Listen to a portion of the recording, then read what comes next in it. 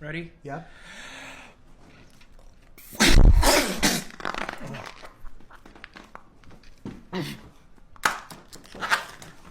One second. Hello and welcome to Weekly Wellness. I'm your host, Mitch Harbaugh. Each week we're going to dive into a different health topic to help you navigate your wellness journey. Today, it's all about breathing. Now let's go back and take a look at this poor soul and talk about what the hell happened. Oh my God. Oh, he's trying to pop it. It's from his nose to his mouth, guys. All right, let's break that down again. So this is like a technique I guess chiropractors have been doing where they're using a balloon to blow up to open up the nasal cavity and kind of like nasal pathway. And it seems super dangerous. And all the other, my God, this is crazy. All the other memes I've seen related to it are all about don't do this, it's unnecessary. And if you're probably trying to open up your nasal pathway in some other ways or that nasal cavity, there's much safer ways to do it that don't require potential medical intervention.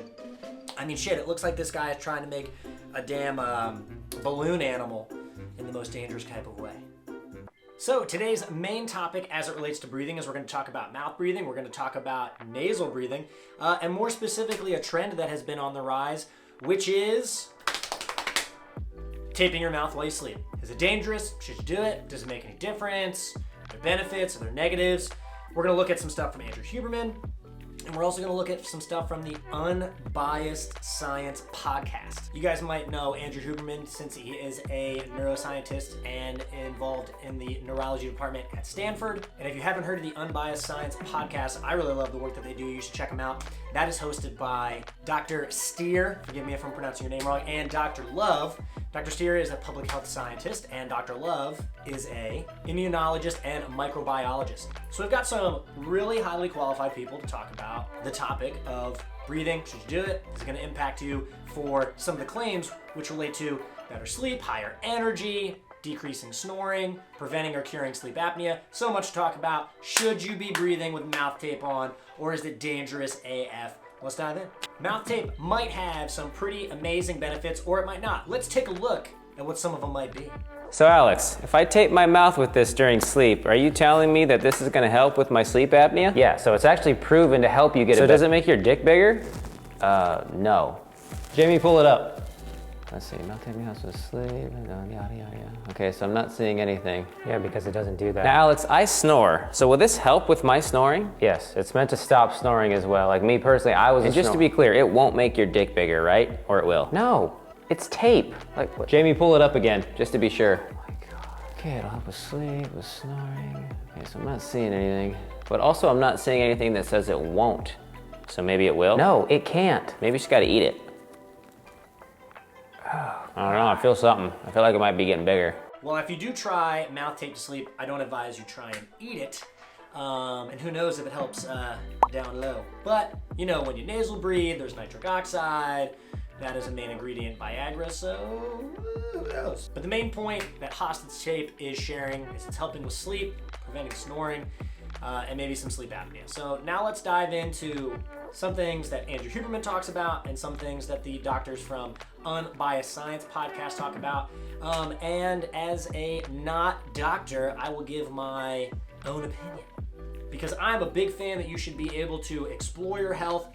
You're the one that may have the opportunity to know your body best. And although you should definitely work with a medical professional for many things that you do, it is a beneficial skill when safety isn't a major concern to test things out on your own. That's just my opinion. So the whole goal of this is you're putting a piece of tape on your mouth while you're sleeping. And the idea is that if you're a mouth breather, this is going to redirect your breathing from your mouth to your nose. So what she's talking about there about redirecting the breathing from your mouth to your nose is something we'll hear Andrew Huberman talk about in a second. And it's a behavioral change. So we know that nasal breathing, whether it be long distance running or at rest, is usually the sign of a healthy individual when it comes to breathing pattern. And the mouth breathing is unhealthy. So if we're spending long periods of time when we're sleeping, that 6 to 8 hour, 9 hour window, mouth breathing, we might get things like dry mouth, we might begin to snore, and we might begin to kind of it depends on certain things that Andrew Huberman will talk about, but we might develop sleep apnea or lead into it, which is where we're kind of like not breathing or running out of air. Much concern, but what they'll do is they will start to use pure nasal breathing during any type of exercise or even just for some period of time walking during the day or while working. And again, later we'll get into the enormous benefits of shifting to pure nasal breathing when not exercising hard, meaning at a rate that you could normally hold a conversation, although if you're pure nasal breathing, you won't be holding that conversation, or when simply doing work or any number of things that are sort of low intensity. You can train your system to become a better nasal breather during the daytime through these deliberate actions of taping the mouth shut or just being conscious of keeping your mouth shut. And that, in addition to having a number of positive health and aesthetic effects during the daytime, is known to also transfer to nighttime breathing patterns and allow people to become nasal breathers as opposed to mouth breathers during sleep, and to snore less and to have less sleep apnea. I love what he's saying there about nasal breathing during the day. So if you're someone that goes, I'm interested in this breath journey, I should probably be breathing through my nose more, because when I'm breathing, when I sleep, I don't feel good. Maybe I do have sleep apnea, I'm snoring, and my partner wants to kill me because I keep waking him up. And really the key piece is, he's saying you can breathe well throughout the day, and that will impact your sleeping at nighttime. And we'll go back to the Unbiased Science Podcast in a second. But this is a good skill to have. You're really just learning to do breath awareness. And this awareness of how you're breathing, which is common in meditation, it's common in yoga, is just a really good skill to have to regulate your nervous system, down-regulate, and be calm. So that way you can have better mood, increased energy, and better focus. And maybe you don't have to start with mouth tape at night. Maybe you should just start with just some breath awareness during the day, when you're at work, when you're walking, or doing light exercise.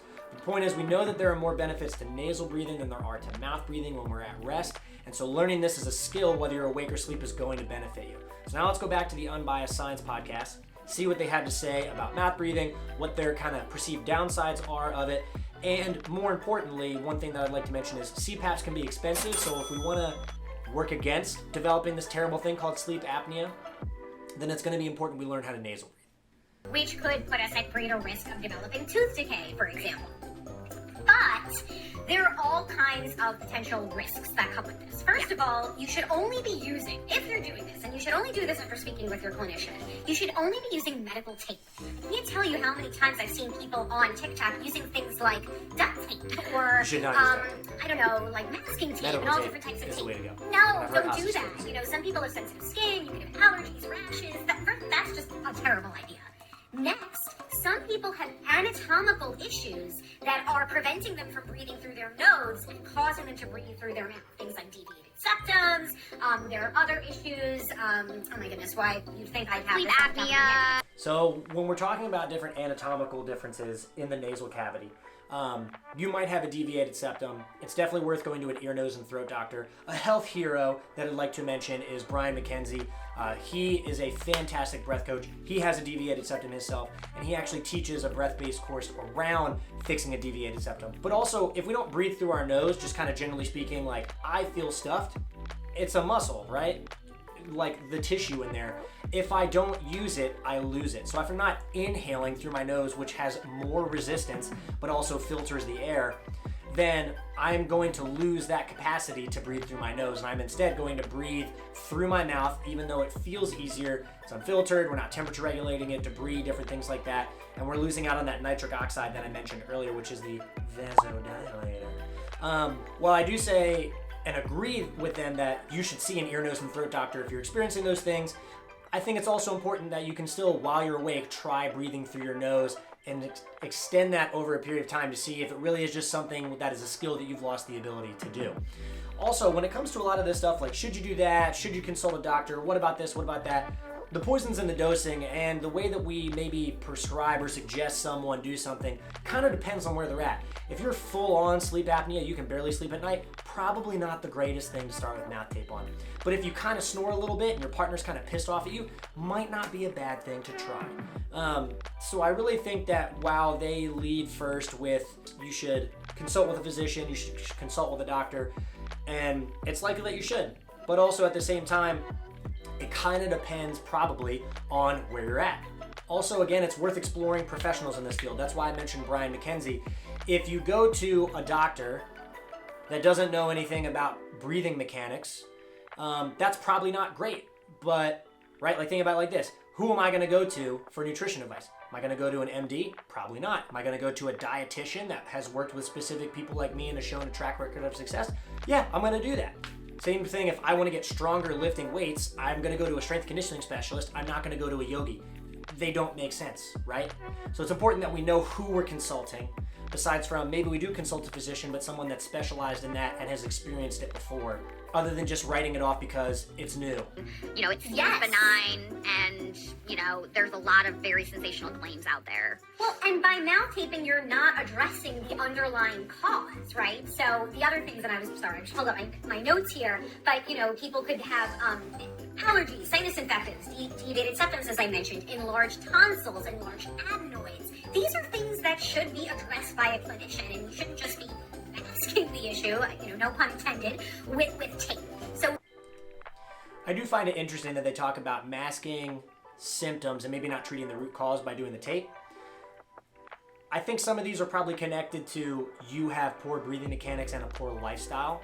So fixing the breathing mechanics and the poor lifestyle might be actually fixing the root cause, other than I have a deviated septum, that is my life from now on. You know, like, it's not a surprise that you might have sleep apnea if you eat awful, you have fast food, you have pro-inflammatory foods, you don't sleep well, you're drinking caffeine late in the day, you mouth breathe, you don't exercise. Well, yeah, it's like, it all depends on where you're at. But it's important that we understand these different mechanics and how breathing can have an impact, especially, you know, they kind of just glossed over the fact that people are saying I have more energy and I have a better mood, and then they're just diving right into like, hey, it's important you consult a physician, which I don't disagree with, because you might have sleep apnea, you might need a CPAP, you might have a deviated septum, you might need a CPAP, it depends on where you're at. But we all know that breathing can instantly make us feel different. It can instantly help us focus when we're meditating. It can instantly help us calm down and relax, or reinvigorate and become excited. So to me, it's not a surprise that if I breathe a certain way that's calming, it will impact the way that I feel the next day. So they kind of gloss over that and then just jump right into people are duct taping their mouth. And if you have a deviated septum and enlarged tonsils, this is terrible for you. Again, guys, it's all about the nuanced piece of like where you are, do you know how to explore your own health, and who is a trusted professional that you can go to work on this if it's something that you're interested in. So again, their main point, consult a physician. That's not a bad idea. It's just something to be aware of. But again, I hope you guys are excited by potentially trying out breath work. Medical tape is easy. Hostage tape is another company that has tried it. You should definitely talk to someone that knows what they're doing. Maybe that is a person that has spent years and years and years developing a breathwork practice and knows how to make people breathe safely and has the right certifications. Or maybe that's seeing a ear, nose, and throat doctor to see what's going on with you. If you have any questions, comment below. If there's something that you want us to check out, whether it's food related, fitness related, breath, sleep, whatever it is, comment it below and we'll dive into it on our next weekly wellness. See you guys next time.